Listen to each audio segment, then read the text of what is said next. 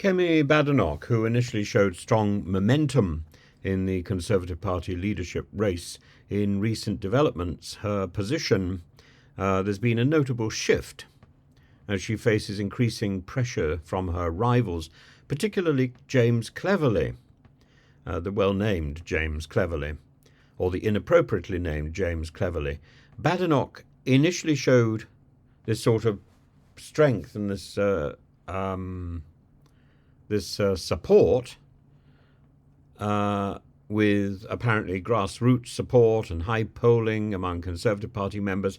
However, her standing has become precarious, partly due to allegations of vote lending by other candidates. And this concept of vote lending involves MPs strategically voting for weaker candidates to manipulate the overall outcome, making it harder for stronger candidates like Badenoch to secure a solid position. In Badenoch's case, rivals fear her popularity with party members could make her a formidable opponent in the final stages, and this tactic may have allowed James Cleverly to close the gap, positioning him as one of the weaker candidates as a serious contender for the final two spots. Another factor working against Badenoch is the backing Cleverly has garnered from figures like Grant Shapps, a well-connected Conservative MP, which gives him a strategic edge.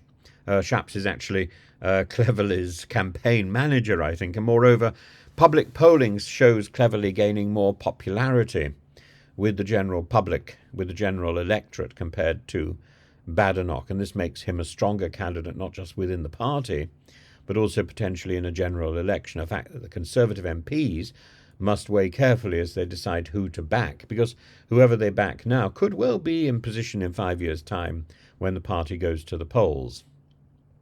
Despite these setbacks, Badenoch still enjoys strong support within the party and could leverage the upcoming Conservative Party conference to regain lost momentum. But, one has to remember her graceless behaviour at the dispatch box in front of the Speaker of the House of Commons. Her sort of thuggish and sulky behaviour. I don't think that's the stuff of a leader. But then equally, I find James Cleverly's sort of immature comments about batshit crazy and so on equally questionable.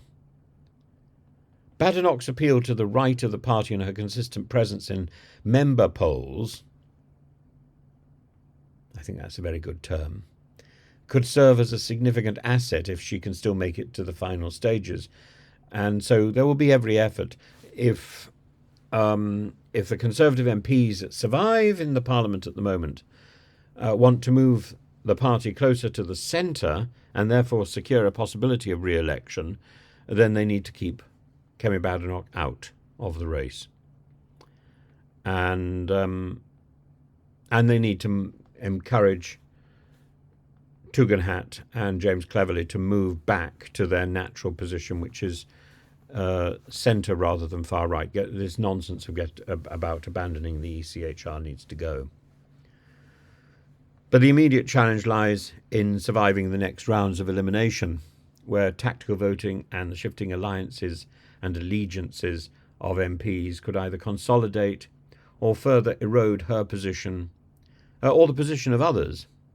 There's also the question of Robert Jenrick, who seems to have sort of been pushed very firmly to one side.